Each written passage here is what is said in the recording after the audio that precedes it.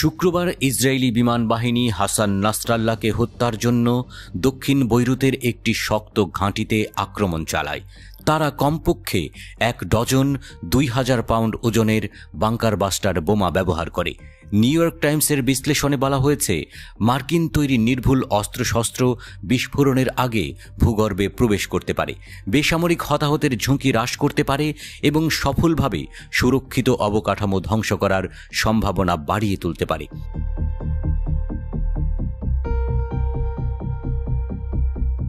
মারাত্মক ক্ষতি সাধনে সক্ষম বাংকার বাস্টার তৈরি করেছে যুক্তরাষ্ট্রের সামরিক বাহিনী। মাটির নিচের বাংকারও এটি ভেদ করতে পারে বলে এমন নামকরণ। সাধারণ বোমা দিয়ে ভূ উপরিস্থিত কাঠামোর ক্ষয়ক্ষতি করা হলেও বাংকার সহ ভূ অভ্যন্তরের ক্ষতি করা কঠিন, কিন্তু বাংকার বাস্টার তা সহজে করে দেয়।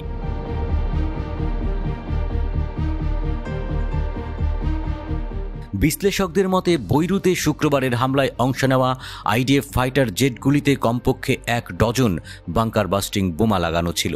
আইডিএফের প্রকাশ করা ভিডিও ফুটেজে ২টি বিমানকে দেখা যায়। একটি বিমানের মধ্যে ৬টি যুদ্ধাস্ত্র রয়েছে।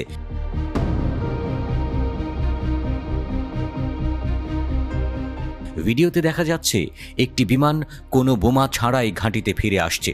বিশেষজ্ঞরা বলছেন, হামলার ফলে ফুটেজে যে ক্ষয়ক্ষতি দেখা গেছে তা ২,০০০ পাউন্ড বোমার সাথে সামঞ্জস্যপূর্ণ।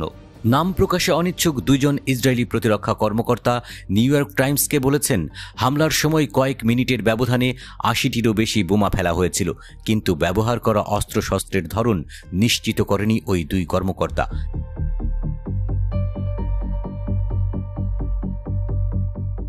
ইসরায়েলের বিমান বাহিনীর ৬৯তম স্কোয়াড্রনের F-15I যুদ্ধবিমান হাতজেরিম বিমান ঘাঁটি থেকে উড্ডয়ন করেছে।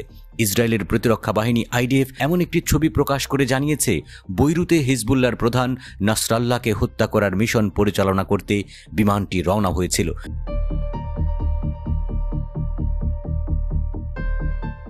নিউ ইয়র্ক টাইমস বিশ্লেষকদের উদ্ধৃত করে জানিয়েছে, F-15I যুদ্ধবিমান ১,৫২,০০০ পাউন্ড গাইডেড বোমা ব্যবহার করে হামলাটি চালিয়েছে। প্রত্যেকটি বোমার সঙ্গে সুনির্দিষ্ট লক্ষ্যে আঘাত হানতে যুক্তরাষ্ট্রের তৈরি গাইডেড পদ্ধতি সংযুক্ত ছিল। গত বছরের শেষের দিকে ওয়াল স্ট্রিট জার্নাল রিপোর্ট করেছে, মার্কিন যুক্তরাষ্ট্র জেরুজালেমকে বাংকার বাস্টার সহ প্রায় ১৫,০০০ বোমা এবং ৫৭,০০০ আর্টিলারি শেল দিয়েছে।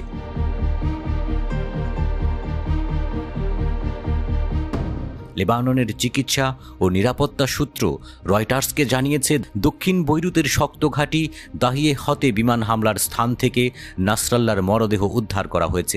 সূত্রগুলি বলেছে যে শরীরে সরাসরি কোনো ক্ষত ছিল না।